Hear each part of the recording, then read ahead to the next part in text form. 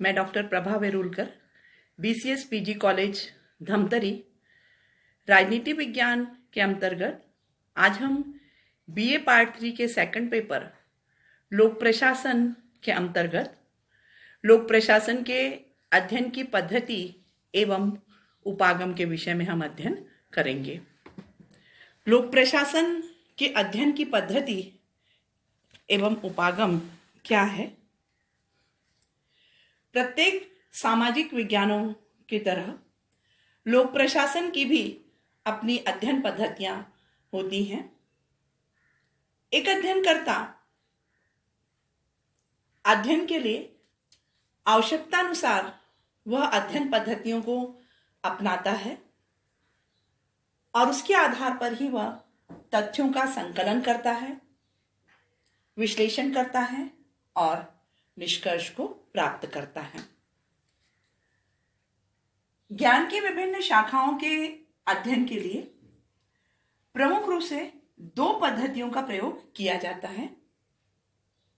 पहली है आगमनात्मक पद्धति और दूसरी हम देखते हैं निगमनात्मक पद्धति। सबसे पहले अपन देखें कि आगमनात्मक पद्धति क्या है। आगमनात्मक पद्धति के अंतर्गत हम विशेष वस्तु का अध्ययन, पर्यवेक्षण तथा परीक्षण के उपरांत सामान्य सिद्धांतों का प्रतिपादन करते हैं। निगमनात्मक पद्धति के अंतर्गत हम सामान्य से विशेष की ओर अग्रसर होते हैं। लेकिन अन्य सामाजिक विज्ञानों के विषयों की तरह लोक प्रशासन भी एक सामाजिक विज्ञान का विषय है और इसलिए हम अध्ययन के लिए किसी एक अध्ययन पद्धति को अपनाकर हम अध्ययन करना चाहें तो वह संभव नहीं है। इसलिए हमें आवश्यकतानुसार अध्ययन पद्धतियों को अपनाना पड़ता है। लोक प्रशासन के बारे में दृष्टिकोणों में भिन्नता पाई जाती है और उसके अध्ययन के लिए निम्नलिखित रूप से प्रमुख दृष्टिकोण इसके हैं, जिसमें पहला है परंपरावादी दृष्टिकोण,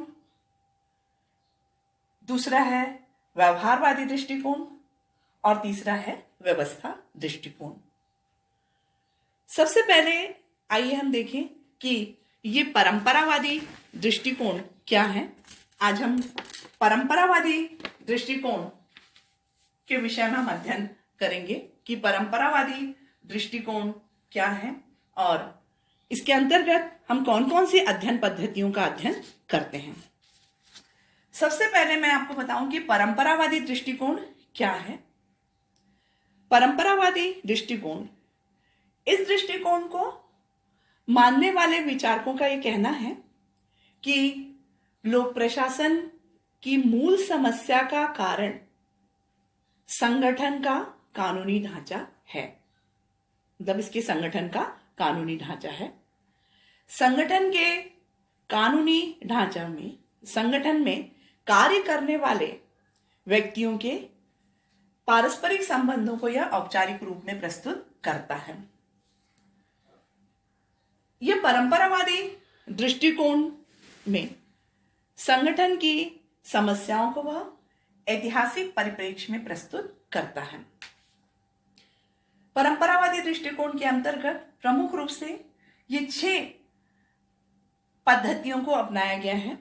इन 6 अध्ययन पद्धतियों के अंतर्गत पहली है ऐतिहासिक पद्धति, दूसरी पद्धति है कानूनी पद्धति, तीसरी पद्धति विषय वस्तु पद्धति, चौथी है वैज्ञानिक प्रबंध, पांचवी है जीवन वृत्तात्मक पद्धति और छठवीं है राजनैतिक पद्धति।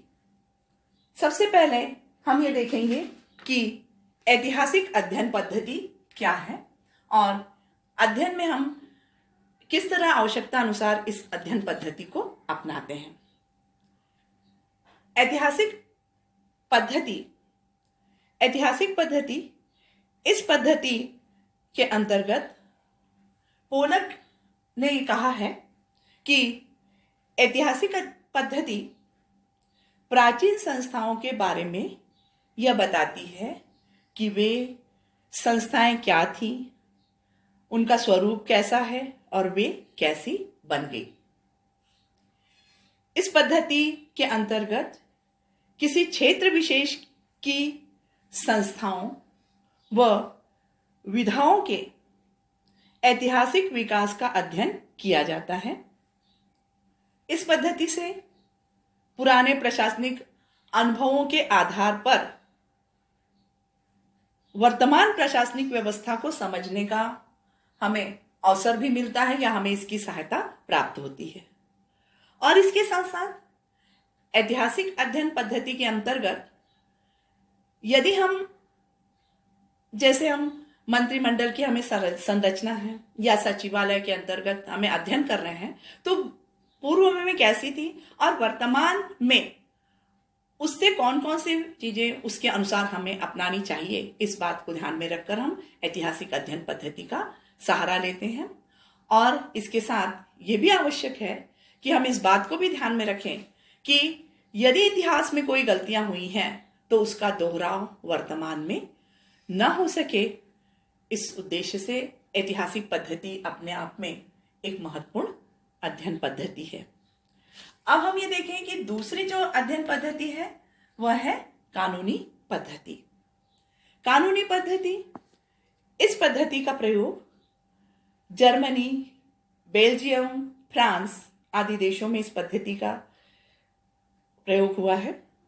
इन देशों में कानून के दो भाग हैं, संवैधानिक कानून और दूसरा है प्रशासनिक कानून। संवैधानिक कानून का ध्येय है मौलिक रूप से सरकार के तीनों अंगों का पृथक पृथक रूप से वर्णन करना तथा उनके संबंधों की व्याख्या करना।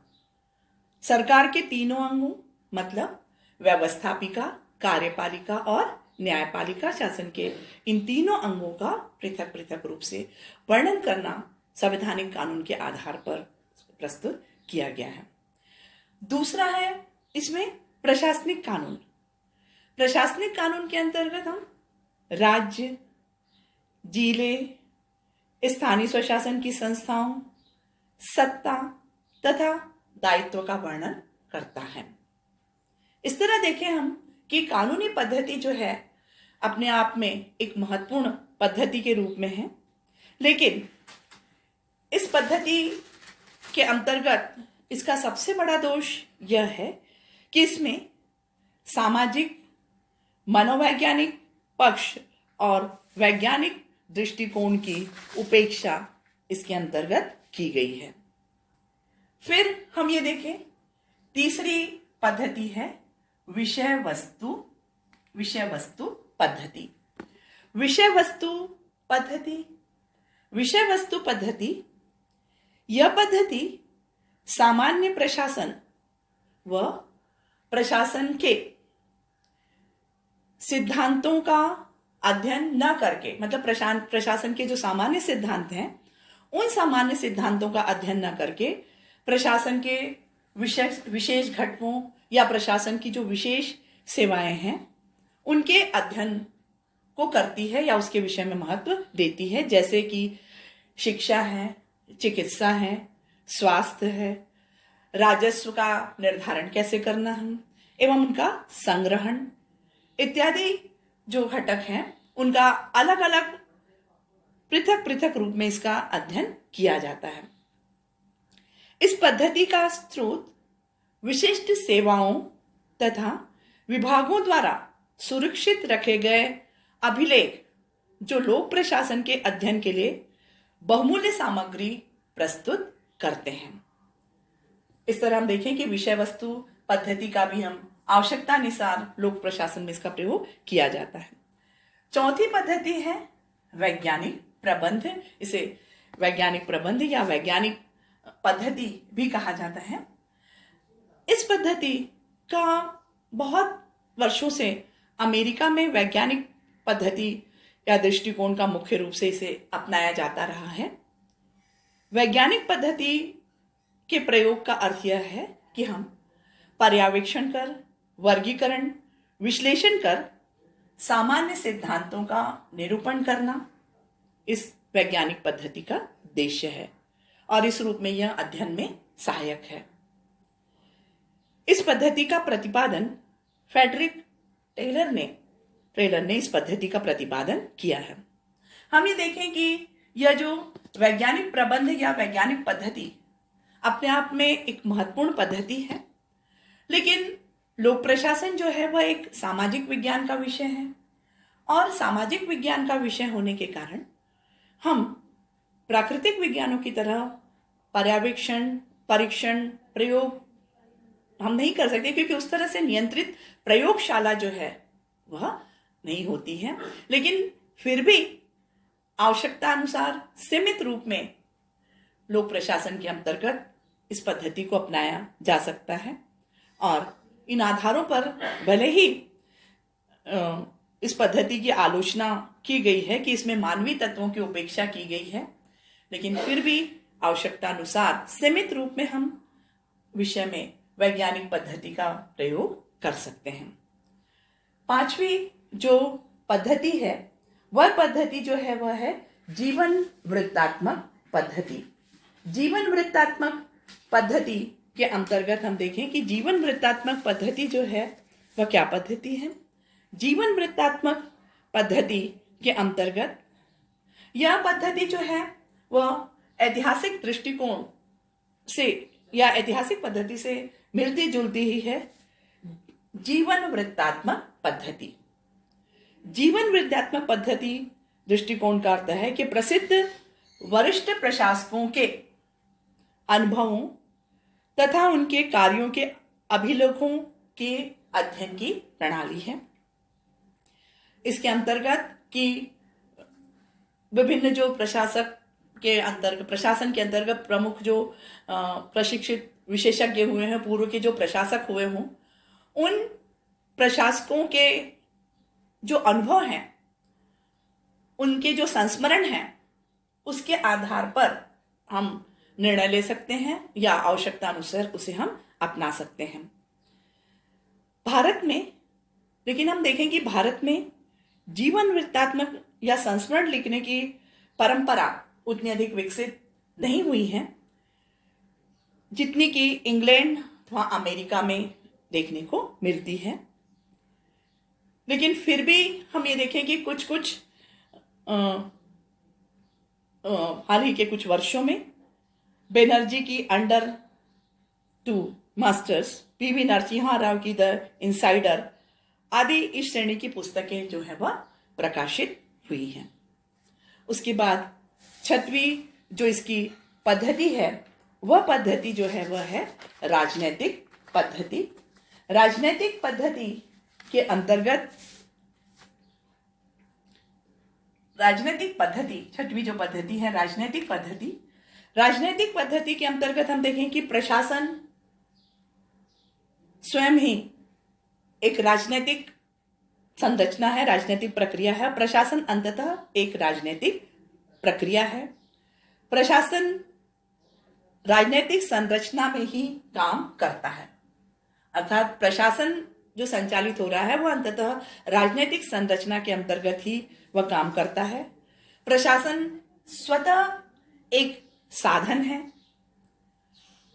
और इसलिए यदि हम एक अच्छे प्रशासन की आवश्यकता देश में चाहते हैं या एक अच्छा प्रशासन की आवश्यकता है तो देश की राजनीतिक व्यवस्था में ही ढूंढी जाना चाहिए कि किस तरह से एक अच्छे प्रशासन की स्थापना हो सकती है, कि प्रत्येक देश की जो राजनीतिक व्यवस्थाएं हैं उन राजनीतिक व्यवस्थाओं के अंतर्गत ही प्रशासन को कैसे सुदृढ़ बनाया जा सकता है, प्रशासन कैसे कुशल हो सकता है, जिसे हम व्यवस्था के अंतर्गत हमें ढूंढना चाहिए। प्रशासनिक समस्याएं सदैव ही राजनीतिक समस्याओं का ही अंग होती हैं। प्रशासनिक समस्याएं सदैव ही राजनीतिक समस्याओं का ही अंग होती हैं। अतः राजनीतिक दृष्टि से प्रशासनिक समस्याओं के अध्ययन की आवश्यकता है, कि अर्थात यदि प्रशासन में यदि कोई समस्याएं उत्पन्न होती हैं तो उनका निराकरण जो है वो राजनीतिक दृष्टि के आधार पर अध्ययन कर हम उन समस्याओं का निराकरण कर सकते हैं। इस तरह हम ये देखें कि परंपरावादी दृष्टिकोण के अंतर्गत ये 6 जो हमने अध्ययन पद्धतियां देखी, इन 6 अध्ययन पद्धतियों का आवश्यकता अनुसार परंपरावादी दृष्टिकोण के आधार पर इन पद्धतियों का प्रयोग किया जाता है। इस तरह हमने परंपरावादी दृष्टिकोण का हमने आज अध्ययन किया। इसके 2 और जो दृष्टिकोण हैं वह है व्यवहारवादी दृष्टिकोण और व्यवस्था दृष्टिकोण, जिसका अध्ययन हम अगली कक्षा में करेंगे।